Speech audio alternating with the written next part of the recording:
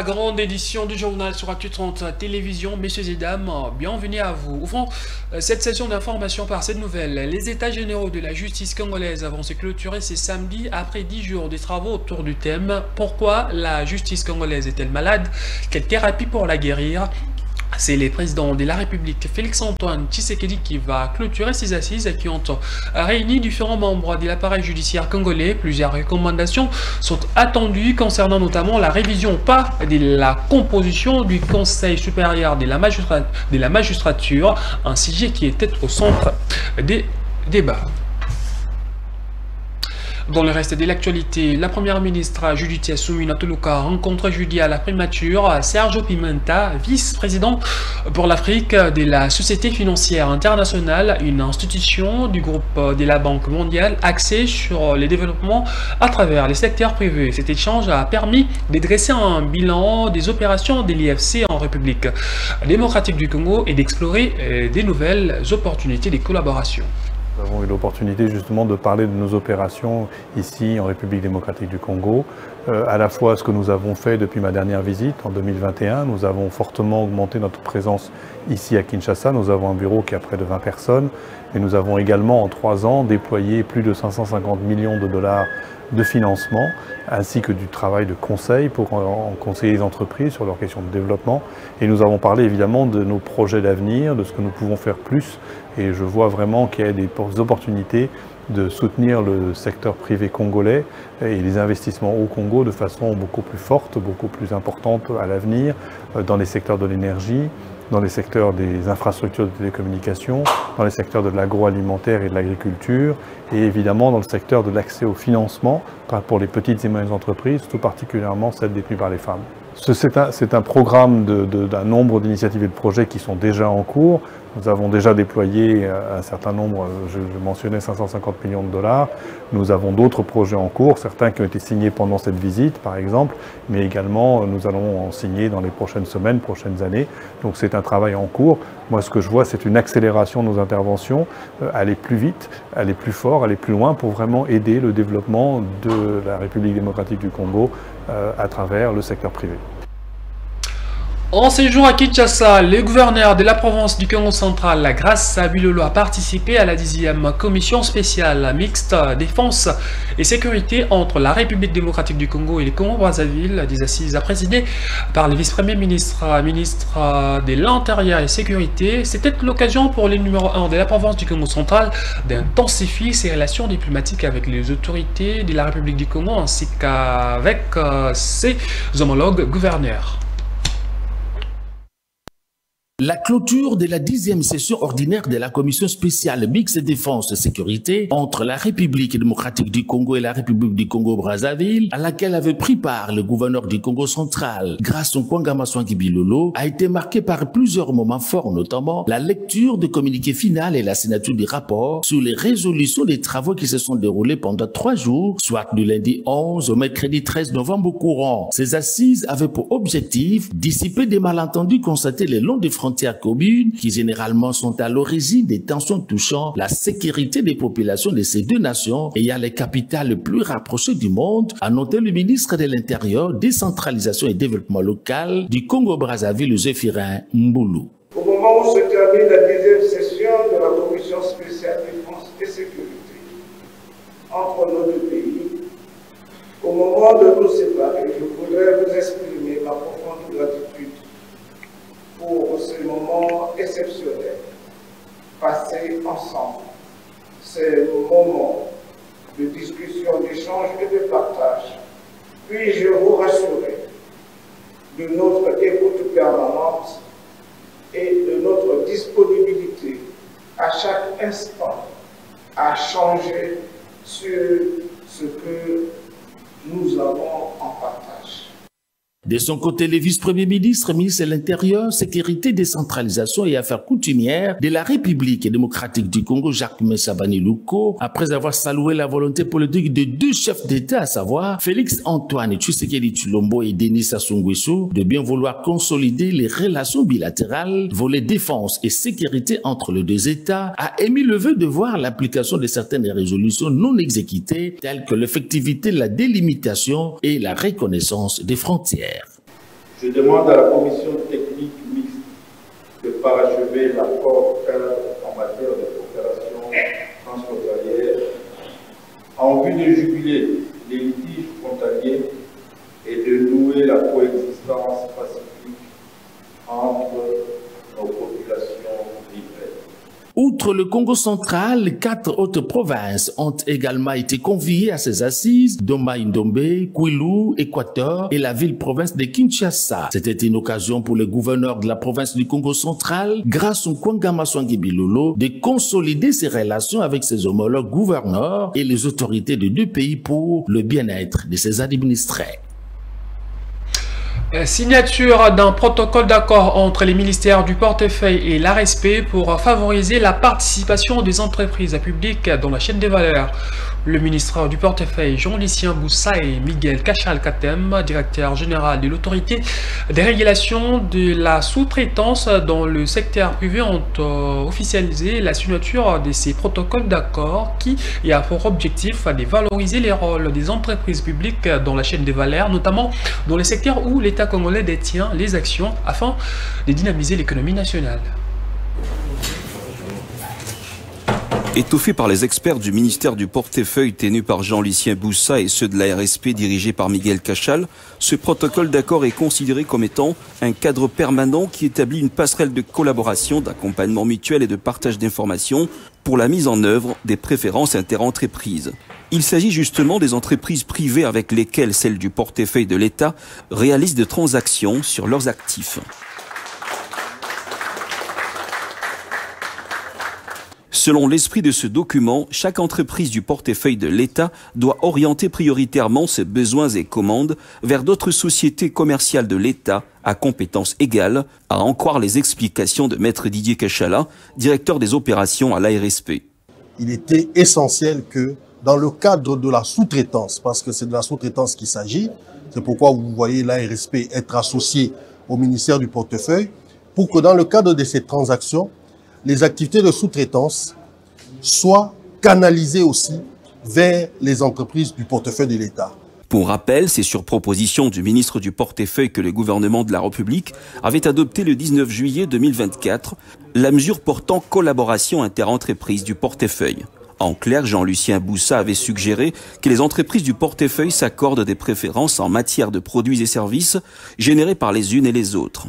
Cette énième réforme qui connaît le concours de l'autorité des régulations de la sous-traitance dans le secteur privé est désormais une réalité et une opportunité à la fois pour les entreprises publiques de booster leurs chiffres d'affaires et se mobiliser dans le même temps pour saisir cette aubaine qu'offre cette nouvelle approche initiée par le patron du portefeuille congolais.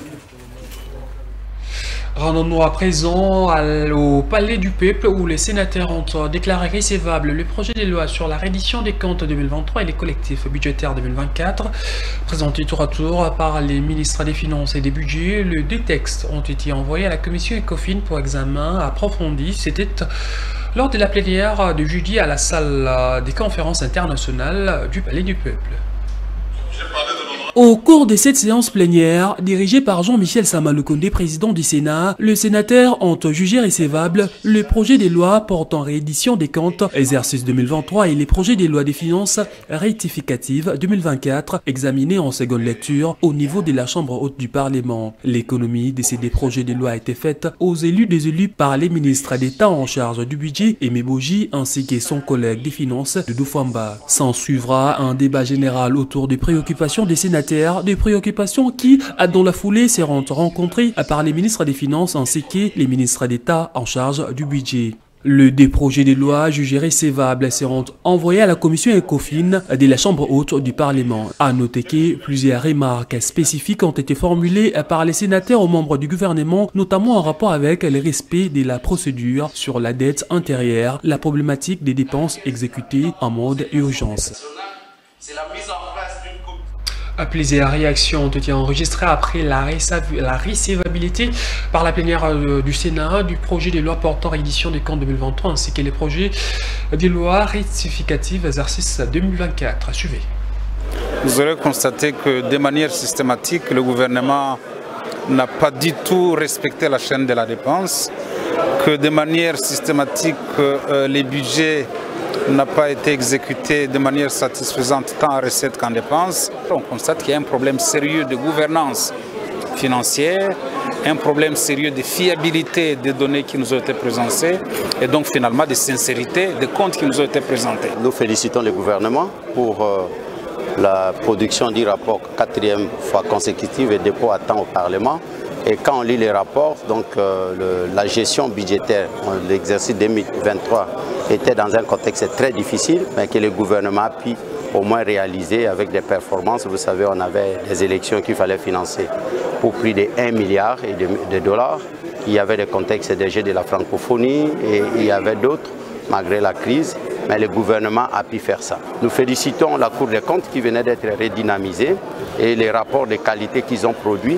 Mais toutefois, comme toute œuvre humaine, ces rapports contiennent certaines lacunes qu'on considère intentionnellement fondées. Pour vous dire, c'est-à-dire la Cour des comptes a formulé certaines opinions sans toutefois avoir des données, comme on a pu soulever par beaucoup de sénateurs, des incohérences, c'est-à-dire des données exhaustives qui devraient lui aider à formuler ses conclusions. À l'Assemblée provinciale de Kinshasa, les débats sur l'adoption du rapport de la commission ECOFIN relatif à l'audition de l'ancien ministre des Finances a été renvoyé à une date ultérieure. C'était au cours d'une séance plénière organisée jeudi. Le président de cet organe délibérant a justifié ces renvois avec comme objectif de permettre aux élus provinciaux de s'imprégner en profondeur de ces rapports avant leur adoption.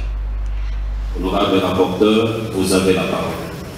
4 points étaient inscrits à l'ordre du jour de cette séance plénière à l'Assemblée provinciale de Kinshasa. Pendant les travaux, les élus provinciaux ont entamé par les rapports de la Commission économique et financière relatifs à l'audition parlementaire de l'ancien ministre provincial. Le dit rapport a révélé un emprunt bancaire d'une somme de 35 millions de dollars américains de l'ancien gouvernement provincial pour financer la construction du grand marché de Kinshasa. Une somme jugée exorbitante. L'audition du ministre a permis de déceler les irrégularités suivantes. A. Pour ce qui est des dettes constatées, au nom et pour les comptes de la ville de Kinshasa, concernant l'emprunt bancaire contracté pour le financement des travaux de construction du marché central de Kinshasa.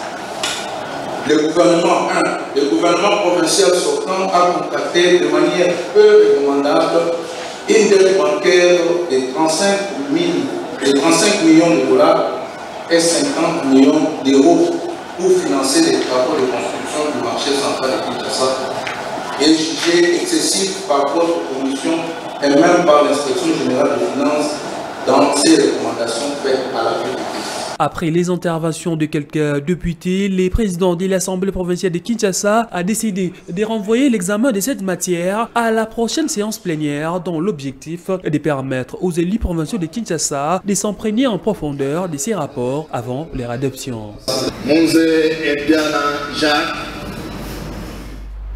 L'ASBEL Congo n'est pas à vendre, remet sur la table le dossier de détournement de plusieurs millions de dollars américains par les proches de l'ancien président congolais Joseph Kabila. Des faits révélés en 2021 à travers un rapport d'enquête intitulé Congo Hold Up. À travers une conférence de presse ce vendredi, les CENPAV appellent la justice sud-africaine qui a été saisie par une plainte il y a plus d'une année de s'est prononcée pour que les Congolais trouvent justice.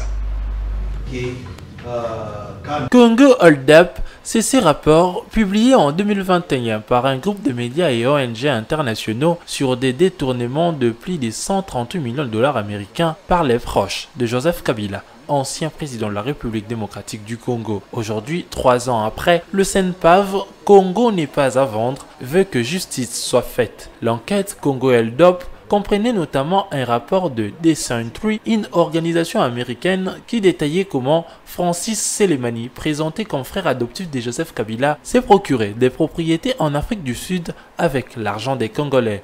Le CENPAV, en collaboration avec d'autres organisations de la société civile et de lanceurs d'alerte, ont eu à déposer en avril 2023 à la NPA, l'institution sud-africaine chargée des poursuites judiciaires, une plainte pour obtenir la saisine des différentes propriétés et la restitution des biens. L'Afrique du Sud ne doit pas être considérée comme un Eldorado pour les criminels financiers qui détournent l'argent public en République démocratique du Congo et pouvoir vivre aisément en Afrique du Sud. Le rapport de Sentry qui est également sorti montre que déjà certains biens qui appartenaient à M. Francis Selemani, frère adoptif de l'ancien président Joseph Kabila, commencent à être vendus et cela risquerait de faire en sorte que l'argent puisse s'évaporer et que cela soit difficilement recouvrable. Le Congo n'est pas à vendre, fustige l'inaction des autorités sud-africaines. En même temps, cette structure appelle aussi la justice congolaise à jouer sa partition, à prendre de mesures concernant les preuves incriminant l'ancien président Joseph Kabila. Et que nous, ce que nous attendons de la justice, c'est simplement qu'elle fasse son travail, que ceux qui détournent de l'argent de l'État ne puissent pas vaquer librement en cortège dehors, mais qu'ils puissent répondre de leurs actes devant les tribunaux. Et c'est ce que nous attendons et nous espérons que les états généraux de la justice qui sont en train d'avoir lieu pourront trouver des remèdes, en tout cas des comprimés qu'on va faire avaler à tous ceux qui volent de l'argent public pour qu'ils se retrouvent en prison. Dans le rapport Congo Hold Up, il a été indiqué que tous les détournements ont été rendus possibles grâce à la BGFI Banque RDC qui a transféré de gros montants d'argent à des sociétés privées appartenant aux proches de Joseph Kabila entre 2013 et 2018. De corruption, ça c'est la question. Actualité en province, fin du projet Timo et du processus de désarmement et de démobilisation au site des Diango en territoire d'Irumu. Le jeudi, une double cérémonie a été présidée par le commandant de la 32e région militaire, les général-major urbain Ntambuka Bame, accompagné d'une forte délégation du comité provincial de sécurité. 174 démobilisés, constitués de hommes et femmes, connaissent une réintégration communautaire grâce au projet Timo, financé par l'Union européenne et mis en œuvre par l'OIM. Ce jeudi 14 novembre 2024, ces derniers ont reçu des certificats attestant la fin de leur processus de désarmement au site de Diango, localité située à une dizaine de kilomètres de la ville de Bunia. Il est presque ma délégation les yachts et tout.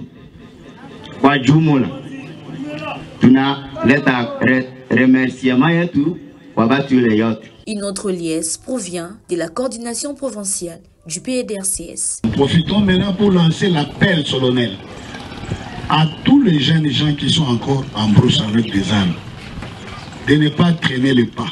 De son côté, le chef des bureaux de l'OIM se réjouit de voir les objectifs assignés être atteints. Rappeler que l'objectif global de ce projet, financé par l'Union européenne et mis en œuvre par l'OIM, Agence des Nations Unies pour les migrations, en appui au PDDRCS, est de contribuer de façon significative et substantielle à la stabilisation des territoires de l'Est de la République démocratique du Congo. Représentant l'autorité provinciale, le commandant 32e région militaire, le général-major urbain Ntambuka Bame, a appelé ces derniers à pérenniser ses acquis. À vous, ex-combattants, qui sortez de Diango, aujourd'hui, nous vous exhortons d'être désormais le vecteur de la paix, les acteurs de développement de vos communautés respectives, pour donner un sens au sacrifice que vous avez consenti en restant à Diango malgré tout ce que vous y avez enduré. $225, telle est la rémunération perçue par ces exécutants de travaux de haute intensité à main-d'œuvre. Ces fils et filles de l'Ituri qui ont accepté de saisir la main tendue du chef de l'État, Félix-Antoine Tshisekedi Tshilombo, en enterrant la hache de la guerre à travers le PDRCS, lancé officiellement en Ituri par le gouverneur militaire de l'Ituri, le lieutenant-général Boyon Kachama Johnny, le 17 avril de l'année dernière. Décret Kinshasa, le parti Alliance pour le changement condamne l'interpellation par les forces de l'ordre du président de l'envol d'Elysée Sanga lors d'une marche organisée jeudi dernier à Kinshasa pour dire non à un projet de changement des constitutions. Pour Ghislain Mwangi, conseiller national du parti de Jean-Marc Kabound, cette interpellation traduit une fois de plus la dérive dictatoriale du régime Tshisekedi qui veut museler l'opposition. Il a été joint au téléphone par Yannick Ekouchou. L'Alliance pour le changement, en tant que parti politique de l'opposition, nous avons dénoncé et condamné l'interpellation barbare et violente de l'honorable Elysée Sanga par la police, instrumentalisée par le régime Tshisekedi, alors qu'il exerçait avec d'autres compatriotes ses droits civiques et politiques en protestant contre un coup d'État donc, que prépare le régime en place à travers ce fameux projet de changement de la Constitution auquel nous nous opposons et eux aussi. Mais cette interpellation vient ici démontrer la témérité dans la dérive totalitaire du régime Tshisekedi qui, depuis très longtemps, a décidé de s'aborder tous les principes démocratiques, de violer la Constitution elle-même et de dénier les droits démocratiques, les droits civiques et politiques à d'autres acteurs politiques, notamment ceux de l'opposition et de la société civile qui osent exprimer une opinion contraire à ce que veut le pouvoir. Mais aujourd'hui, on peut bien le dire que l'initiative du sursaut patriotique de Délice Esanga avec d'autres compatriotes est une dynamique de l'opposition parmi tant d'autres dynamiques. Elle devient monnaie courante dans presque toutes les rues de la capitale congolaise. La vente des produits ménagers appelés à Kinshasa Bilokos. Est-ce un marché lucratif? Faut-il croire à la qualité et à la durabilité des produits vendus?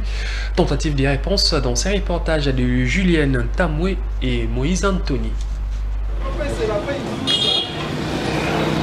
C'est devenu un moyen de survie pour les vendeurs et pour les acheteurs, celui d'avoir un produit de bonne qualité à bas prix. Le commerce des articles en bas low cost de l'anglais, qui veut dire acheter à bas prix mais qu'on appelle bilokos à Kinshasa, semble conquérir les cœurs des Quinois.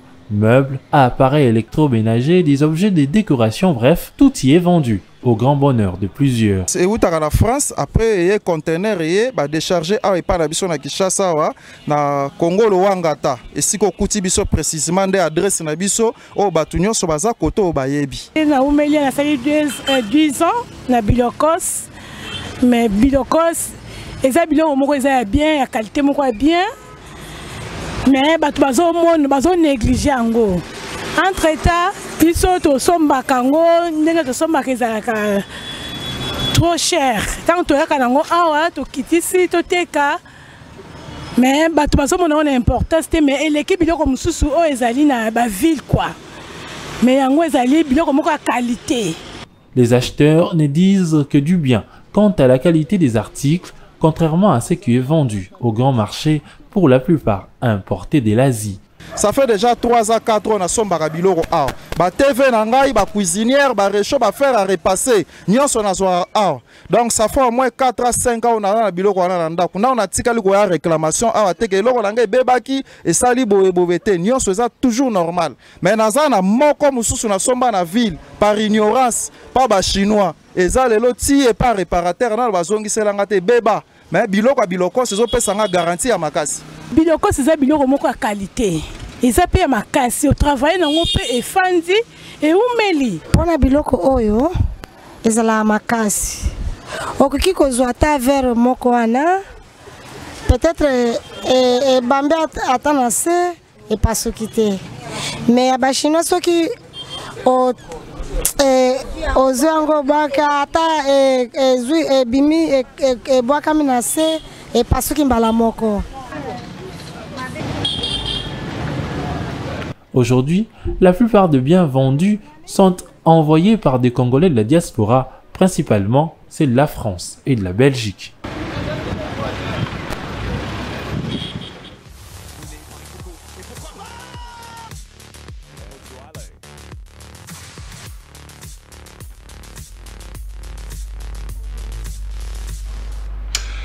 Un mot en sport avant de boucler complètement cette édition du journal. A déjà qualifié pour la prochaine phase finale de la Coupe d'Afrique des Nations prévue au Maroc en 2025, la République démocratique du Congo sera reçue ce samedi à Abidjan par la Guinée en prévision de la 5e journée des éliminatoires de la CAN en terre ivoirienne où ils séjournent depuis le lundi. Les fauves congolais ont intensifié leur préparation dans le but d'enchaîner une 5e victoire de suite contre la sélection guinéenne en quête d'une victoire pour s'y qualifier.